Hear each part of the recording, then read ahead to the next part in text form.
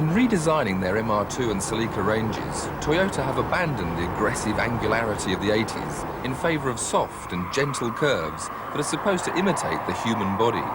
It's bound to be the principal talking point for observers, if not potential buyers, and will no doubt evoke strong but differing passions. Under the skin, though, there's more power and performance, both for the MR2 GT and also for the Celica GT4. With its rallying pedigree, you might expect the GT4 to be a bit harsh and all action on the roads. But in fact, it's a very refined, sophisticated coupe. And it does everything with ease. There's ABS brakes, power steering, and a turbocharger that comes in so smoothly you hardly know it's there until you look at the speedometer.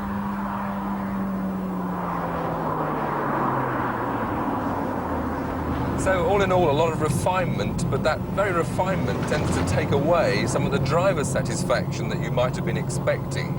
So a little bit remote, maybe a little bit too good, and it's £5,000 more, albeit with air conditioning and other luxuries, than its two-wheel drive counterpart.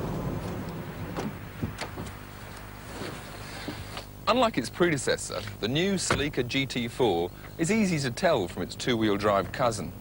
There's wider wheel arches front and rear, a distinctive slatted grille, and these scoops on the bonnet. The scoops are all part of a package with a turbocharger feeding compressed air into the intercooler, and it's the intercooler that is fed by that large central scoop, cooling the air before it goes into the engine. All this producing some 204 horsepower for this four-wheel drive version, as opposed to the 158 for the normally aspirated front-wheel drive car. Inside the bulbous rear end, there's plenty of volume, but not very practical in terms of shape, especially the spare wheel that intrudes into the floor, making things very awkward. Still, as with all hatchbacks, the rear seats do fold down, and then there's a lot more space. With the rear seats upright, there's room in the back for two children, but little head or legroom for adults. Not that the Celica GT4 is really a family car. It's a fast and practical grand tourer, offering speed with great safety, and all in near silence and pampered luxury. In reality, a long way from the competitive image where the old model has just won the Safari Rally.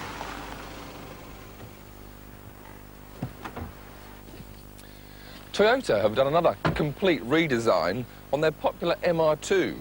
First introduced back in 1985, then in the angular shape, the new model features this curvaceous 1990s look, but still retains that mid-engine layout.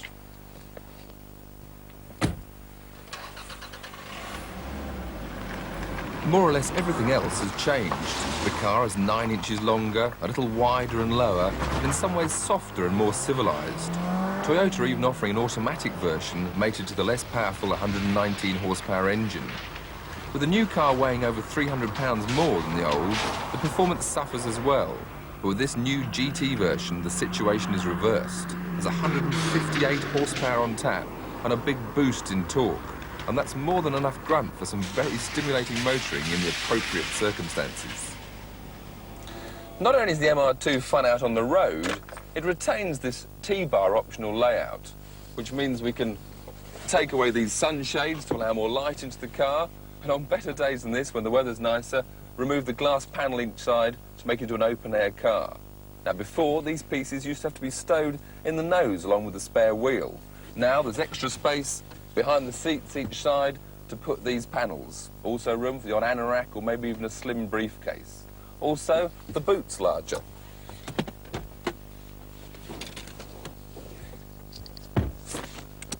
With a 50% increase in volume, there's now a very useful space, not only for a couple of soft bags, but much more importantly, the set of golf clubs. In front of that, there's the engine, with its middle layout, never easy to get at. Out on the road, I really enjoy the MR2. It encourages you to drive with enthusiasm, the engine right behind your ear, singing away with the red line up at 7,000. The engine noise really is a delight. Maybe a bit noisy for some on long journeys, though.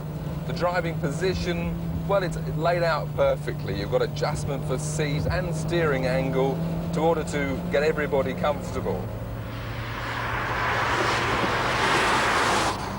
For handling, again, it's classic mid-engine, as good as the old MR2, mild understeer, switching to oversteer, but great fun. Some people may find that transition to oversteer a mite sudden. With the heavier and more powerful engine, it's probably a little more harsh than the old car. But for most drivers, the MR2 GT offers Ferrari-like responsiveness and excitement at a fraction the price.